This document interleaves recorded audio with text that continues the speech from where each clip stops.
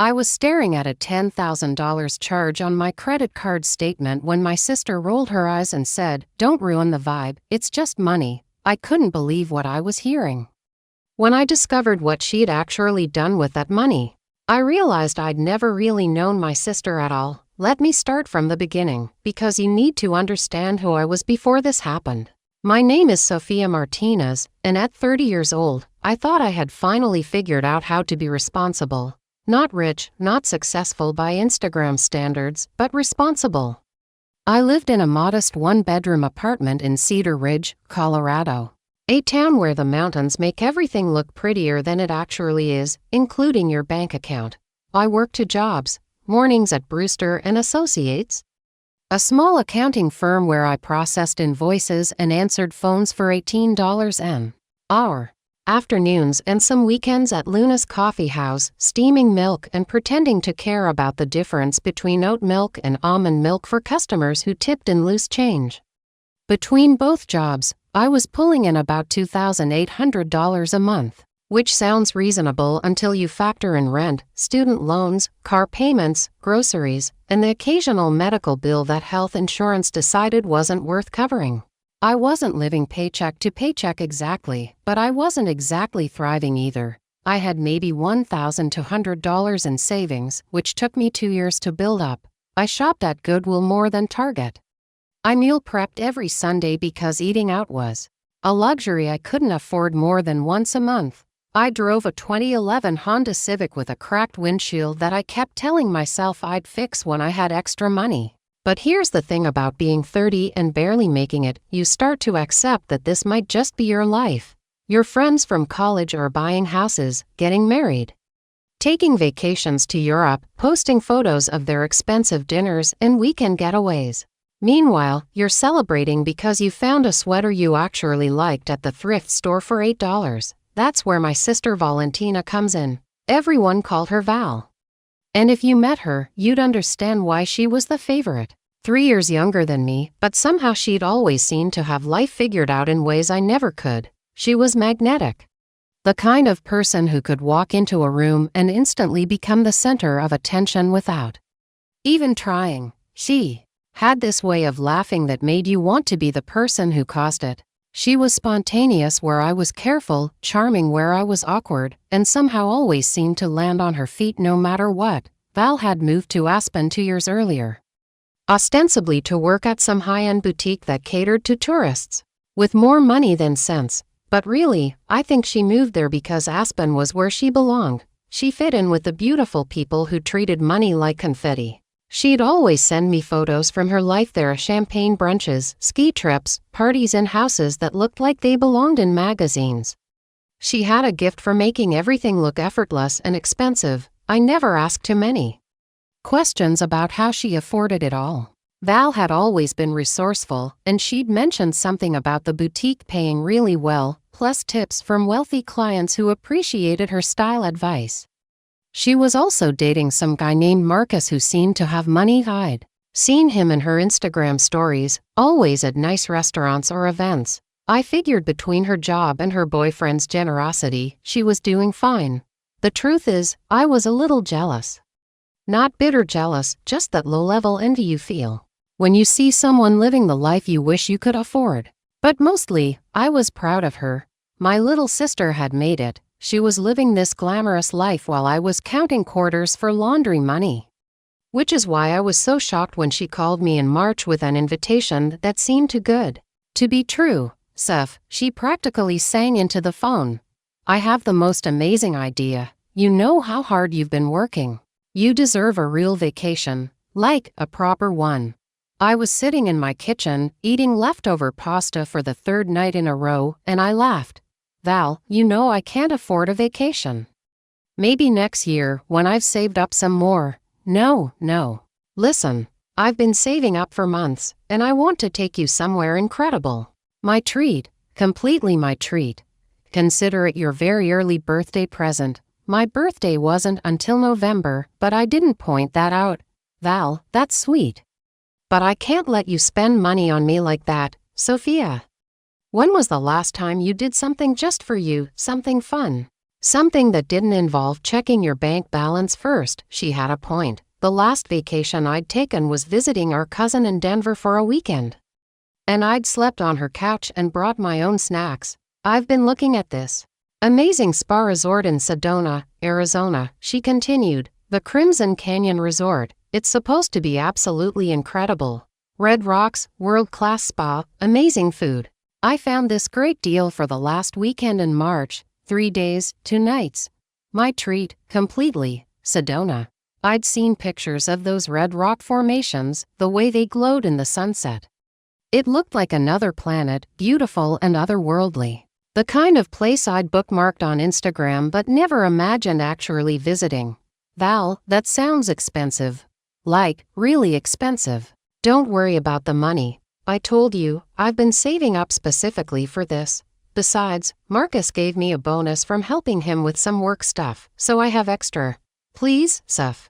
Let me do this for you. You work so hard, and you never spend money on yourself. You deserve this. There was something in her voice, a kind of pleading that I'd never heard from her before. Like she really needed me to say yes. Like this trip was important to her in a way I didn't understand. Are you sure you can afford it? I asked, already. Feeling myself wavering. Positive. I've got it all figured out. I'll handle all the bookings, all the planning. All you have to do is show up and relax. When was the last time someone took care of you like that? Never, honestly. I'd been taking care of myself for so long that I'd forgotten what it felt like to have someone else handle the details. What about work? I can't just take time off on short notice. It's a weekend trip, Friday to Sunday. You only need to take 1 day off. Come on, Suf. Live a little. Live a little. How long had it been since anyone had told me to live a little? I thought about my savings account. I thought about my cracked windshield and my leftover pasta dinners and my thrift store clothes. I thought about how tired I was, how long it had been since I'd felt excited about something, anything. Okay, I heard myself saying. Okay, yes. Let's do it. The squeal of excitement from Val nearly burst my eardrum. Oh my God, Suf, this is going to be amazing. I'm going to make all the arrangements. The Crimson Canyon Resort, I'm thinking. We do the deluxe spa package, maybe some hiking, definitely that restaurant everyone raves about. This is going to be perfect. After I hung up, I sat in my kitchen feeling something I hadn't felt in months. Anticipation. For the first time in forever, I had something to look forward to. Something indulgent and beautiful and completely outside my normal life. The next few weeks flew by in a blur of planning and excitement. Val sent me photos of the resort, stunning adobe buildings nestled among red rocks. An infinity pool that seemed to blend into the desert landscape, spa treatment. Rooms that looked like they belonged in a luxury magazine. She'd found us rooms with private patios overlooking the valley. She'd booked us for couples massages. We'd be each other's partner, facials, and something called a dessert stone ritual that I couldn't even pronounce but looked incredibly relaxing. I got us dinner reservations at Solstice, she texted me with a photo of an elegant restaurant terrace. It's supposed to be impossible to get into, but I know someone who knows someone. I found myself checking the weather in Sedona obsessively. I bought a new dress from the clearance rack at Target, nothing fancy, but it was the first new clothes I'd purchased for myself in months. I got my nails done for the first time since my friend's wedding the previous summer. I even bought new underwear because somehow having a matching bra and underwear set felt necessary for a luxury resort, even though no one would see it. The Friday morning of our trip, I woke up at 5 a.m. even though my alarm wasn't set until 6. I was too excited to sleep. I'd packed and repacked my suitcase 3 times, making sure I had everything I might need for a weekend of relaxation and luxury. I'd even borrowed a nice pair of sunglasses from my coworker because I wanted to look like I belonged at a place like the Crimson Canyon Resort. Val had arranged to pick me up at 7 a.m. for our drive to Sedona. I was staring at a $10,000 charge on my credit card statement when my sister rolled her eyes and said, "Don't ruin the vibe, it's just money." I couldn't believe what I was hearing. When I discovered what she'd actually done with that money, I realized I'd never really known my sister at all. Let me start from the beginning, because you need to understand who I was before this happened. My name is Sofia Martinez, and at 30 years old, I thought I had finally figured out how to be responsible. Not rich, not successful by Instagram standards, but responsible. I lived in a modest one-bedroom apartment in Cedar Ridge, Colorado. A town where the mountains make everything look prettier than it actually is, including your bank account. I worked 2 jobs, mornings at Brewster Associates, a small accounting firm where I processed invoices. I know, right? Marcus says I can use it whenever I want. Perks of dating someone successful. She laughed and started loading my suitcase into the surprisingly spacious trunk. Come on, get in. We have a weekend of luxury ahead of us. As we drove through the winding mountain roads toward Sedona, top down, music playing, I felt something I'd almost forgotten existed. Joy. Pure, uncomplicated happiness. The mountains were stunning in the morning light, the air was crisp and clean, and for the first time in months, I wasn't thinking about bills or work or whether I could afford groceries that week. Val was in her element, singing along to the radio, her hair whipping in the wind, looking like she belonged in a commercial for expensive cars or luxury vacations. She kept taking photos of us with her phone, selfies of us laughing, pictures of the scenery, videos of the winding roads ahead. This is going to be our best weekend ever, she kept saying. I can feel it, and sitting there in that beautiful car, driving toward a weekend I never could have afforded on my own, surrounded by mountains and possibility, I believed her completely. We stopped for lunch in a small mountain town called Pine Valley, at a cute cafe that Val had apparently researched in advance. Everything about the day felt intentional and perfect. Like she'd thought through every detail to make sure I had the best possible experience. I'm so proud of you, Soph, she said over our salads, reaching across the table to squeeze my hand. You work so hard, and you never complain. And you never ask for help even when you need it. You deserve all of this and more. I felt tears pricking at my eyes. When was the last time someone had told me they were proud of me? When was the last time anyone had noticed how hard I was working just to stay afloat? Thank you, I managed. Really, Val, this means everything to me. You're my sister, she said simply. Taking care of you makes me happy. The Crimson Canyon Resort was even more beautiful than the photos. Adobe buildings that seemed to grow naturally from the red rock landscape, gardens filled with dessert plants and flowers I couldn't name, walking paths that curved between towering rock formations. Our rooms were in a building called Casa Luna, overlooking a valley that stretched for miles. My room was bigger than my entire apartment, floor-to-ceiling windows. A king-size bed with more pillows than any reasonable person could need. A bathroom with a soaking tub carved from local stone. The private patio had a small infinity pool and comfortable seating range to take advantage of the view. I stood on the patio for several minutes, just taking it all in. The silence was incredible, no traffic, no city noise, just wind through the rocks and the distant call of desert birds. I could see why people paid enormous amounts of money to experience this kind of peace. Val knocked on my door an hour later, having changed into hiking clothes that somehow managed to look both practical and fashionable. Ready for our adventure. We spent the afternoon exploring the resort's hiking trails, taking pictures against the dramatic red rock backdrop, laughing at how out of breath we both got at the higher elevation. Val seemed to know exactly where to go for the best photo opportunities. Like she'd studied the place extensively. That evening, we had our spa appointments, side-by-side massages in a treatment room that opened directly onto the desert landscape. I'd never experienced anything like it, the combination of expert hands working out months of tension while I listened to the desert wind and watched the sun set over the red rocks. This is incredible, I whispered to Val during our massages. Just wait until dinner, she whispered back. Dinner at Solstice was unlike anything I'd ever experienced. We sat on the terrace as the sun set, turning the red rocks into something that looked like fire. The food was art on plates, tiny, beautiful, perfectly composed dishes that tasted like nothing I'd ever had before. The wine Val ordered cost more than I typically spent on groceries in a week, but it was worth every penny. To my amazing sister, Val raised her glass in a toast. To finally living the life you deserve. That night, I fell asleep in the most comfortable bed I'd ever experienced, windows open to the desert air, feeling more relaxed and content than I had in years. I remember thinking that this was what happiness felt like, this sense of being exactly where you belonged, surrounded by beauty. With someone who loved you enough to give you experiences you could never give yourself. I should have known it was too good to be true. The weekend flew by in a blur of luxury and beauty. More spa treatments, more incredible meals, more hiking and exploring and laughing and taking photos. Val seemed determined to pack every possible indulgence into our 3 days. She insisted we try the resort's most expensive treatments, order the best wine, upgrade our dinner reservations to the chef's tasting menu. We're only here once. She kept saying whenever I suggested something less expensive, let's do it right.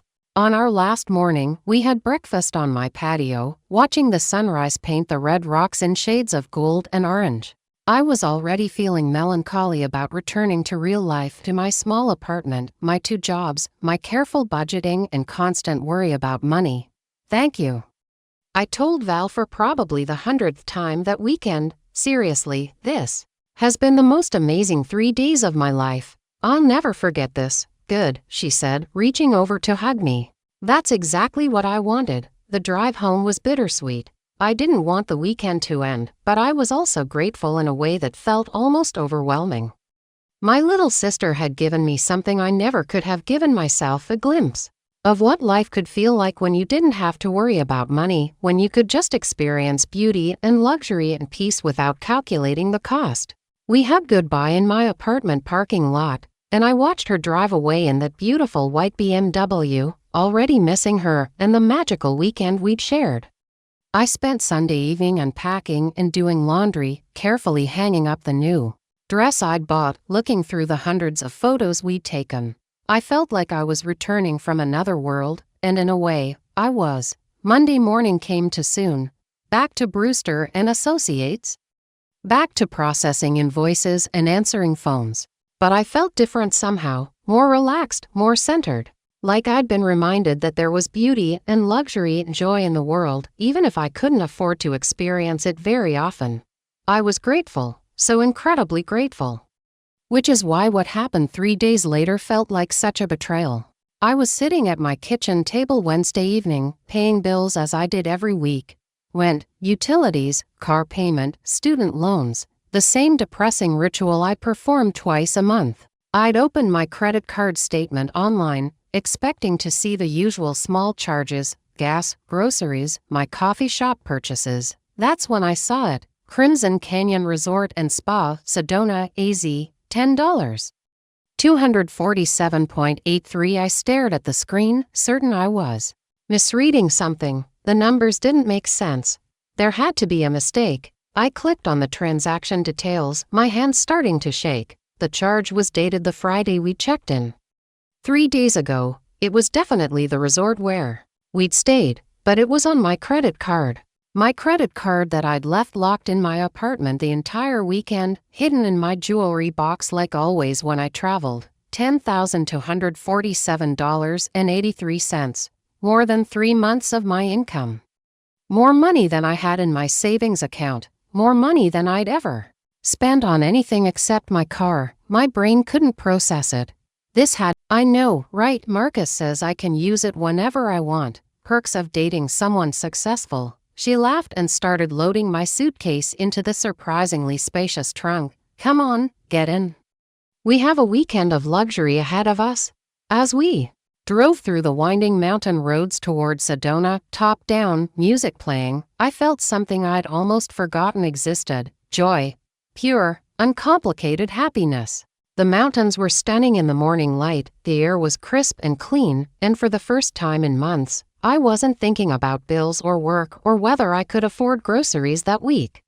Val was in her element, singing along to the radio, her hair whipping in the wind, looking like she belonged in a commercial for expensive cars or luxury vacations. She kept taking photos of us with her phone, selfies of us laughing, pictures of the scenery, videos of the winding roads ahead. This is going to be our best weekend ever, she kept saying. I can feel it, and sitting there in that beautiful car, driving toward a weekend I never could have afforded on my own, surrounded by mountains and possibility. I believed her completely. We stopped for lunch in a small mountain town called Pine Valley, at a cute cafe that Val had apparently researched in advance. Everything about the day felt intentional and perfect. Like she'd thought through every detail to make sure I had the best possible experience. "I'm so proud of you, Suf," she said over our salads, reaching across the table to squeeze my hand. "You work so hard, and you never complain. And you never ask for help even when you need it. You deserve all of this and more." I felt tears pricking at my eyes. When was the last time someone had told me they were proud of me? When was the last time anyone had noticed how hard I was working just to stay afloat? "Thank you," I managed. "Really, Val, this means everything to me. You're my sister," she said simply. "Taking care of you makes me happy." The crimson, that's not what I asked. The silence stretched between us, growing heavier with each second that passed. Finally, she sighed, a long, tired sound that told me everything I needed to know before she even spoke. "Okay. Look, it's not as bad as it sounds." My vision went blurry around the edges. "Not as bad as it sounds. Val, there's a $10,000 charge on my credit card." I know, but I can explain everything. It was just temporary, okay? I was going to pay it back before you even noticed." "How were you going to pay it back, and how did you even get my credit card information?" "Remember when you let me use your card to order those books online last month? I wrote down the information. I was going to delete it after. But then this opportunity came up and I thought you stole my credit card information." "I didn't steal anything, I borrowed it. There's a difference." I couldn't speak. I literally could not form words. My little sister, the person I'd trusted completely. The person I'd been so grateful to for giving me the most amazing weekend of my life, had stolen thousands of dollars from me. "Suf, are you there? Look, I know you're upset, but this isn't permanent. Marcus is getting a big commission check next week, and I'm getting a bonus from the boutique. I'll have the money to pay this back in 2 weeks, 3 tops. 2 weeks. I finally managed. "Val, I don't have $10,000. I can't cover this charge. This is going to max out my credit card." "It won't be maxed out for long. I told you, I'll pay it back." "You're acting like I'm not good for it. You stole from me. I borrowed from you." "God, Sophia, you're being so dramatic about this. It's just money. It's not like I murdered someone. Just money. Don't ruin the vibe. It's just money. You'll figure it out." Those words hit me like a physical blow. The dismissive tone, the casual cruelty of treating my financial panic like I was being unreasonable. "Just money," I repeated, my voice rising. "Val, this is more money than I make in 3 months. This is my car payment, my rent, my student loans. This is my emergency fund. This is everything." "Okay, you're clearly too upset to think rationally right now. Why don't you call me back when you've calmed down and we can discuss this like adults?" "I am thinking rationally. You committed credit card fraud. Oh my God, you're being so extra right now. I'm your sister. Family helps family. You do the same thing for me if the situation were reversed." "No, Val. I wouldn't. I would never steal from you. I would never lie to you. I would never put you in financial danger without your consent." "Fine. Be mad, but you'll get over it. You always do." And then she hung up. I sat there in my kitchen, staring at my phone, trying to process what had just happened. The most beautiful weekend of my life had been a lie. Worse than a lie, it had been theft. My sister had stolen over $10,000 from me and then had the audacity to act like I was being unreasonable for being upset about it. $10,000 that I didn't have. $10,000 that was now on my credit card, accruing interest at 23.9% annually. $10,000 that would take me years to pay off.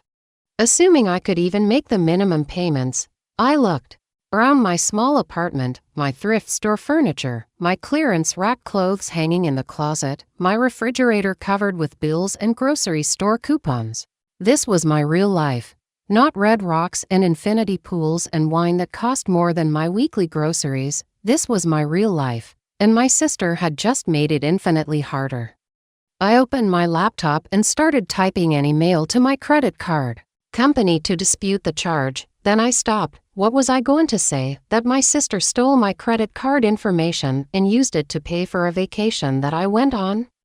That I had stayed at the resort and enjoyed the services but had no idea I was the one paying for them.